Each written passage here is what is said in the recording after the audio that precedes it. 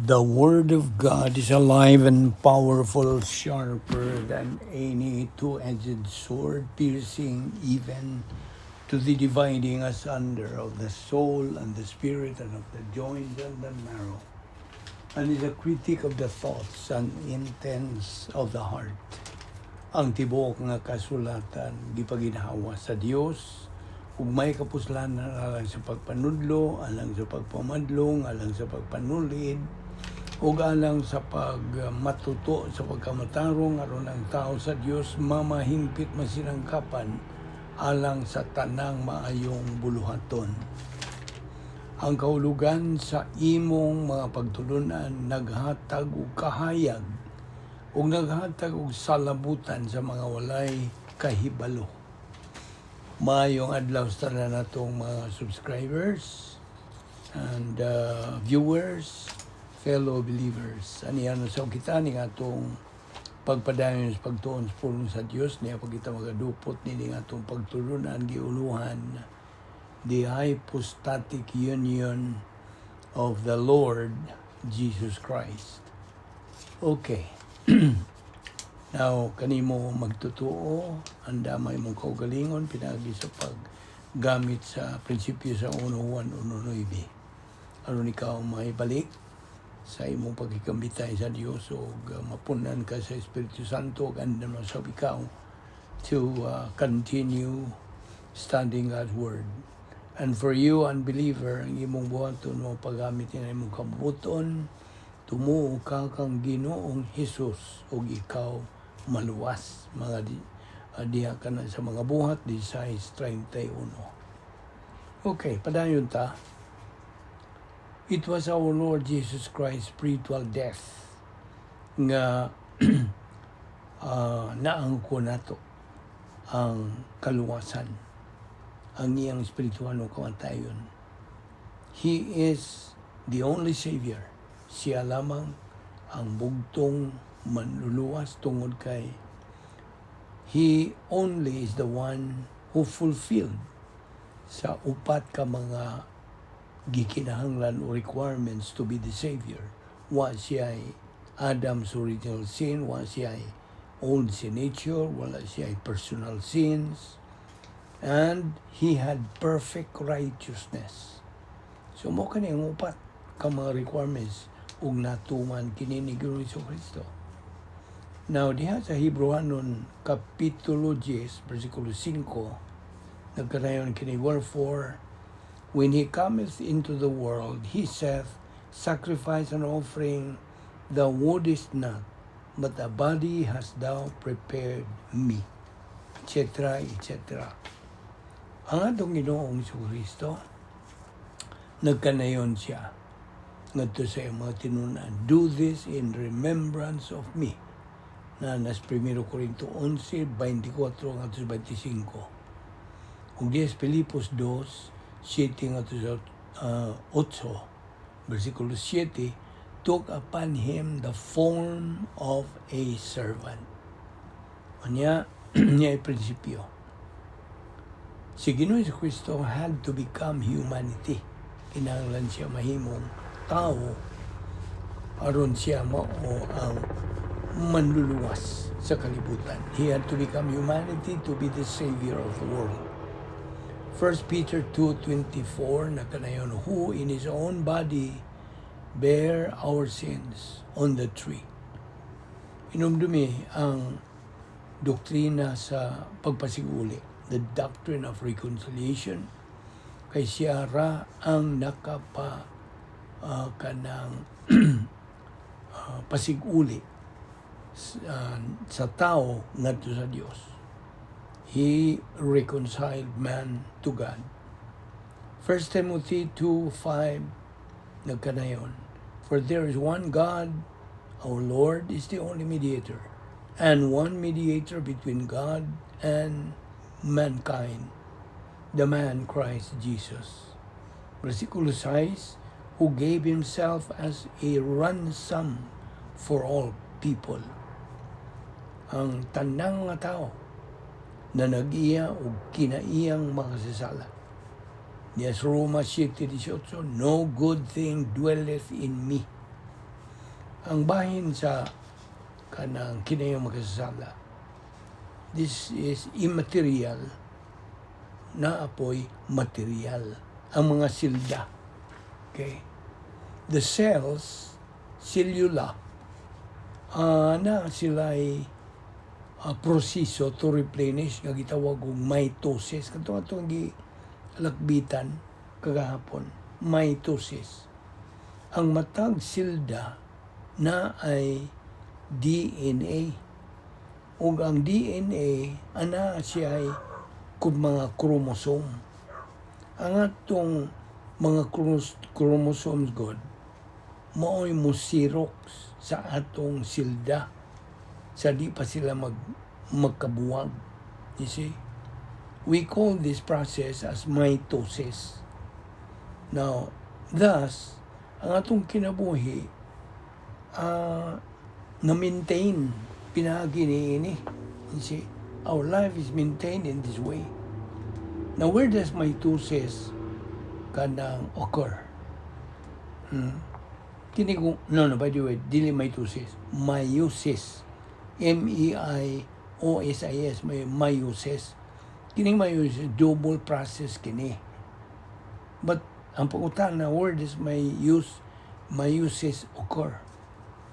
Now, this is another kind of mitosis. Where does mitosis occur? You see? Now, na ay gitawag og spermatocyte cell o oogenesis or meiosis. Spermatogenesis o oogenesis. Now,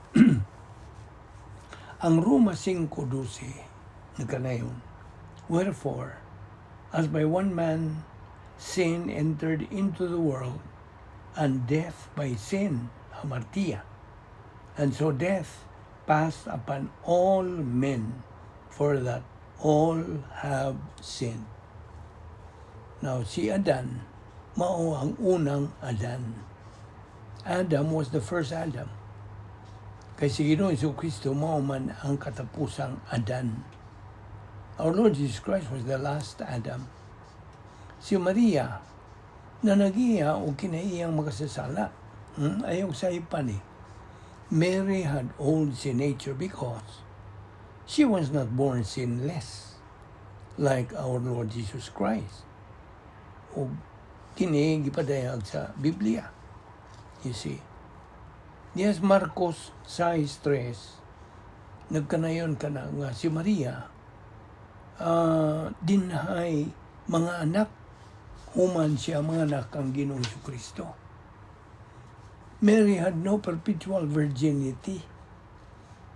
Birhin lang siya sa diha nga miturok sa iyang tiyan si Ginoong Jesucristo when she conceived of the Lord Jesus Christ.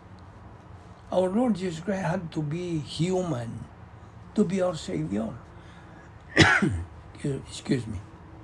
Savior, mediator, as priest, and as king. Kay siya, kagikan man ni David, descendant of David. Diya sa Lucas 2:52, again, kung malikon, si Ginoong Jesucristo nagatubo in stature and in wisdom. Ang pangan tuod nga Hesus kini iyangan sa pagkatao. Christ nga niya sa iyang pagka-Dios. Okay? So timan din na Jesus is regarding his humanity. Christ is regarding his deity, iyang pagka-Dios. Now, by the way, balik ta sa Lucas 2:52 nga nagkanayon nga the Lord Jesus Christ grew up. Kining grew up din sa original nga pulong sa Griego is prokupto. Naon sa man yung prokupto? Pasabot ni is to cut away. Sa Binisaya pa, hagmas. Pag-abanti, not only pagtubo. Okay? O kining prokupto, ilang ipahimutang na sa indicative mood, imperfect, sa ilang grammar. So, tiyan nga si Ginoong Jesucristo, co-equal, co-eternal, and co-infinite with God the Father and God the Holy Spirit. Silang tulo na nag-iya exactly the same divine attributes. Apan si Ginoong Jesucristo, lahi gikan o lahi sa tao tungod kay siya Dios. Og siya lahi usab sa Dios. Lahi siya sa Dios tungod kay siya usab tao. Ha? Ato ra gud ning klarohon. Ato lang ning ining lison. But the Lord Jesus Christ is different from man in that He is God. He is different from God in that He is man. Kuha na nimo. Okay. So siya, si Ginoong Jesucristo, na tao, ingon nga hingpit na tao, as a perfect man, pinagi sa birihin nga pagkahimungso. Si Maria, ang inahan sa iyang pagkataong Ginoong Jesucristo, dili ang iyang pagka-Diyos. Si Maria, inahan sa iyang pagkatao ni Ginoong Jesucristo, dili hingpit. She was not perfect. She was a sinner. Tungod kay siya na nag-iya man o kinaiyang makasasala. She was not impeccable. Ingon nga Diyos o Ginoong Jesucristo. Dili. So again, Lucas 2:52, the Lord Jesus Christ kept increasing in wisdom and stature and in favor with God and man. No, kining increasing, the Lord Jesus Christ kept increasing. Sa Binisaya pa ni, pag-abanti, pag-usbaw. Okay? Ano yung Binisaya nga itong hubad. Kining, tense ni ini, na nila ipumimutang sa indicative mode, imperfect, sa kanang Grigong pulo nga prokupto. Okay? Nundugas prokupto. O, this tense means this happened and continued to happen. Now, there is no way nga ang tao, a believer, can glorify and please God. There is no way. Hebrews 11:6, this is the only way. Pagtuo. You see? Unsay gisulti sa Roma 10:17, faith cometh by hearing, and hearing by the word of God. Segundo Pedro 3:18, tubo diha sa grasya o kahibalo kang Ginoong Jesucristo. Lucas 2:52 again, the Lord Jesus Christ advanced, meaning miuswag, increased in wisdom and stature. Ang unsa ka magtutuo, mo-function lamang siya effectively sa iyang espirituhan ng kinabuhi. So diha sa dapit nga may gahom, nga mao ang gitawag og divine dynasty. Just as our Lord Jesus Christ functioned and fulfilled sa kabubuton sa iyang langit ng Amahan, inside niya ng divine dynasty. Ang iyang divine dynasty di Ginoong Jesucristo gitawag og unsa? Prototype. Ang atuwa karon dinhi sa katuiga simbahan is operational. Muna nakalahi karon apan divine dynasty kana. Okay? Unsa man ni pulong dynasty tuod? Adili nimo na makita sa diksyonaryo nga English. Kaya ang dynasphere, kombinasyon is duha ka Grigong pulong, dunamis nga nakahulugan og gahom, power, og sphaera. Sphaera means place, dapit. So kung tapuon nimo na, dapit nga may gahom. Iyahang gahom na sa Dios. Divine transfer o kini niya sa atong huna-huna. Kaya Kristohanong pagis pagkinabuhi is a mental attitude kanang life. Okay? Now, ang matag magtotoo must accept responsibility for all his decisions in life. Kita ra. Kita ra gyud tangsa-tangsa ka natong mga magtutuo, kita ray manubag sa atong desisyong himuon sa kinabuhi. We are the only one answerable, responsible, and accountable for all our decisions. Di manina. Now, unsa may pangutana, unsa may common nga tumong sa matag magtuo? What is the common objective of every believer? Spiritual maturity. Ang spiritualong pagkahamtong. Now, kabahin ni Ginoong Kristo, samtang din siya niining kalibutan na, mi atubang siya tanan nga matang sa mga pagsulay. He confronted or encountered all kinds of testing. Apan ang atong Ginoong Kristo, wa gyud siya mogawas sa iyang prototype divine sphere atol sa iyang hypostatic union. Ug may hinungdan nga wa gyud siya makabuhat og bisag usa kasala. He never committed a single sin. May hinungdan nga atong Ginoong Kristo increased and advanced in wisdom and stature. Lucas 2:52. Sa diha nga kita mga magtutuo, mupuyo diha sa operational divine sphere, we are actually redeeming the time. You see? Atong gilukat ang panahon. Wata mag-usik-usik ang panahon. Kung tuwa ka sa gawas, ano ba pasabot? Outside of the divine sphere, a believer is wasting his time. Usik-usik ang magtutuo kung tuwa siya sa gawas. Ang atong Ginoong Kristo napunan sa Espiritu Santo kanunay. Sugod gyud niadtong physical birth niya, pagkatao nga physical, until sa iyang espirituhano kamatayon dito sa cross. Napunan gyud siya sa Espiritu Santo. Kung mao po na ibuot sa Dios, nga kita mapunan sa Espiritu Santo all the time. John 3:34, for God giveth not the Spirit by measure unto him, meaning by measure din no limitation, why kinutuban. Now, sod sa espirituhanong kinabuhi, why limiti sa gahom sa Dios? Why limiti? There is no limit. It is your positive volition that God is after. Maura gyud ang giapa sa Dios. Ang imong positibo nga kabubuton. May hinungdan nga sigihan atong ingon nimo, it's a matter of choice. Efesios 5:18, be filled with the Spirit, do not be drunk with wine.